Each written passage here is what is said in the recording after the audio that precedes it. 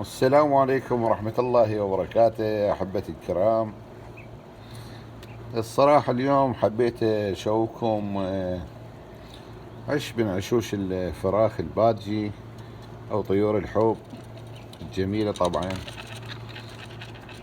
نشوف الإنتاج اللي عندنا، إنه كم فرخ عندنا وشنو الظروف اللي صارت وشنو المعوقات وشنو الشغلات السلبية والإيجابية. هذا عندنا عش من عشوش الفراخ ما شاء الله. هاي هنا عندنا 3 أفراخ. الأول طالع تقريبا أزرق، هذا نشوف الصغير، هذا عظبية، هذا فرخ جيد صحته زينة. نشوف الحوصلة مالته، الحوصلة مالته زينة بيها طعام. شوف الثاني، نزل شوية مريد يصعد. الثاني أيضا جميل، شكله كلش حلو ما شاء الله. الثاني. نشوف الثالث، 3 أفراح عندنا هنا.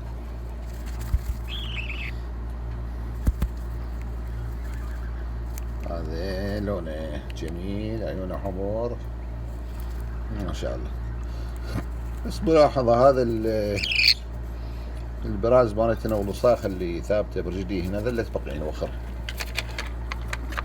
ان شاء الله فيديو ثاني اشوفكم شلون توخروهن وتخلصوا من عندهن.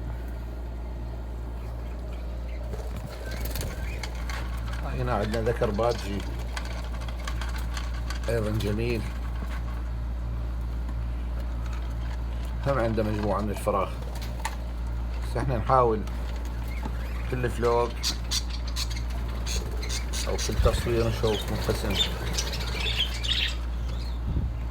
من الفراخ.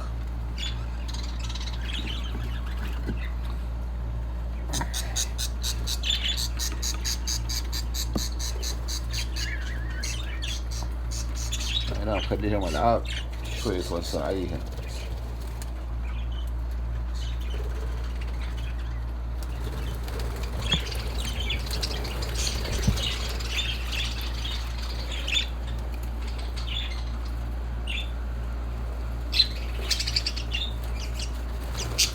شوف لنا عش ثاني من الطيور او من الفراخ. شوف هذا العش،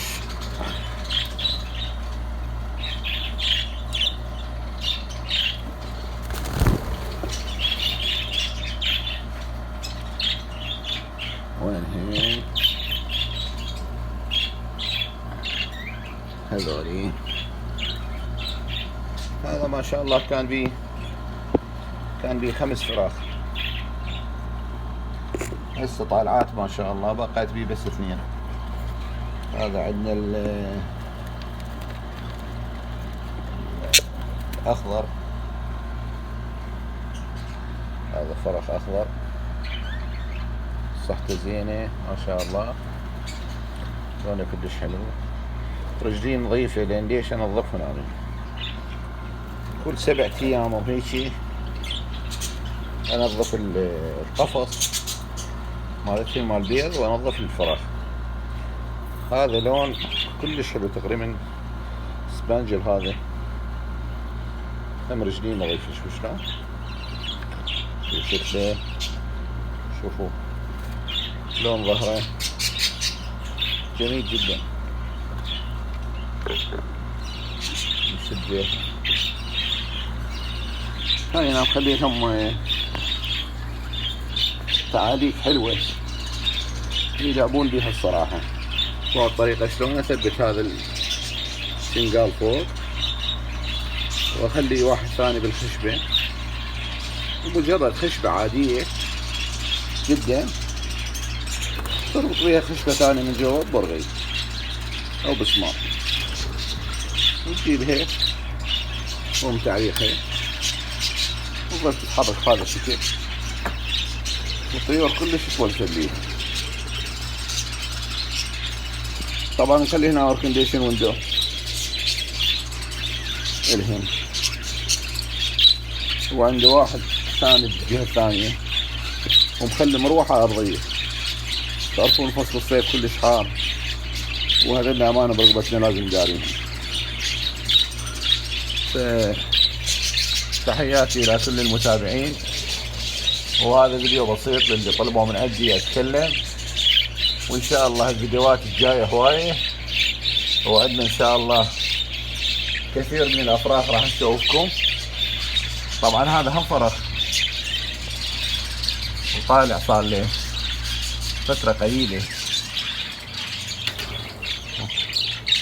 وهذا أول واحد فرخ.